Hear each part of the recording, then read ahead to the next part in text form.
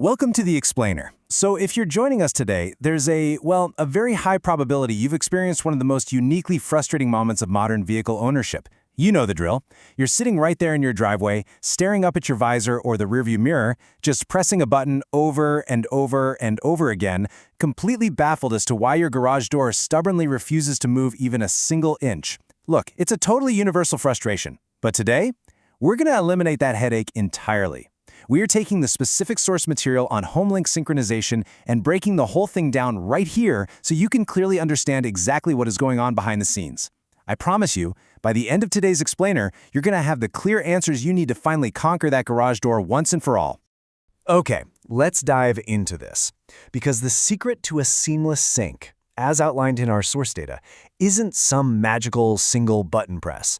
And it's definitely not a lucky combination of holding down buttons until your fingers literally go numb. Actually, it strictly relies on exactly two distinct processes. Two, that's the magic number here. You see, the reason so many of us fail and get so incredibly frustrated is that we treat this like a single-step event. We kind of just think the car magically talks to the garage right out of the box.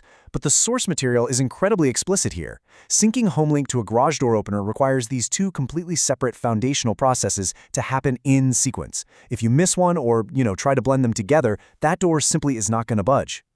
Let's lay out the exact blueprint for you so we can really visualize this chronological flow. Step 1 is pairing the remote to the garage door, and Step 2 is syncing HomeLink to the garage. Notice the order there and notice the distinct players involved in each step. You absolutely cannot jump straight to Step 2. The remote and the garage door, they have to establish their relationship first, way before the car's HomeLink system even enters the equation. This sequence is the absolute bedrock of the synchronization process. Honestly, understanding this two-step architecture is exactly what transforms a totally frustrating chore into a pretty simple logical task. But all of this begs a very important question, right? Why do so many syncing attempts fail right at the start? Look, if you've ever found yourself sitting in your driver's seat endlessly mashing buttons like you're trying to win some intense retro video game fighting match, hey, you are not alone. It's kind of funny in hindsight, but man, it is incredibly annoying in the moment. The truth is, there's actually a hidden barrier to syncing that traps so many people right at Step 1. You might be following the instructions perfectly, holding the remote up to the HomeLink system, pressing the buttons, waiting for those little flashing lights, and yet nothing happens. Why? Well, because you might actually be using the wrong tool for the job. And this brilliantly illustrates the hidden villain of our story. As the source material points out, you really have to look at the remote you're holding. We're comparing the OEM remote, that's the original equipment manufacturer remote, against an aftermarket remote. The source explicitly states that the first process requires the OEM remote, and that's because it contains the required security access code. That code is absolutely not guaranteed to be present or at least transmitted correctly with an aftermarket remote. So if you bought a cheap replacement clicker online to try and program your car, well, you're likely failing right out of the gate because that aftermarket remote lacks the specific guaranteed security credentials the system is demanding. Let's move to and see how this builds into Process 1, pairing the remote to the door. To really understand why Process 1 is so absolutely crucial, we have to look closely at this whole concept of the security access code. Think of this code metaphorically as a highly exclusive VIP secret handshake. The garage door opener is essentially the bouncer at the club, and it is strictly instructed to only open up if it receives that exact secret handshake. As our source material dictates, this process requires the OEM remote precisely because it's literally the only device guaranteed to know and transmit that security access code.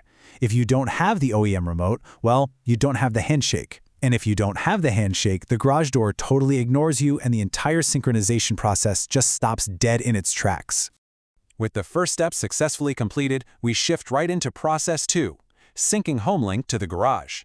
So the crucial point is that the HomeLink system inside your vehicle essentially has to go to school. It has to act like a sponge. Now that the OEM remote and the garage door are perfectly paired and sharing that VIP secret handshake, the HomeLink system steps in to listen and observe. HomeLink learns the security code by capturing that essential signal directly from your guaranteed OEM remote. It absorbs the handshake so that it can impersonate the remote flawlessly moving forward. Now, what's really interesting about this slide is this specific phrasing right from our source material. Read that quote with me. Once learned the code, HomeLink can sync to the garage door so it can open and close it. This right here is the ultimate, satisfying payoff of our two-part system. Because the HomeLink system has successfully learned that heavily guarded security access code from the required OEM remote, it now has the authority to bypass the remote entirely. It establishes its own direct sync to the garage door.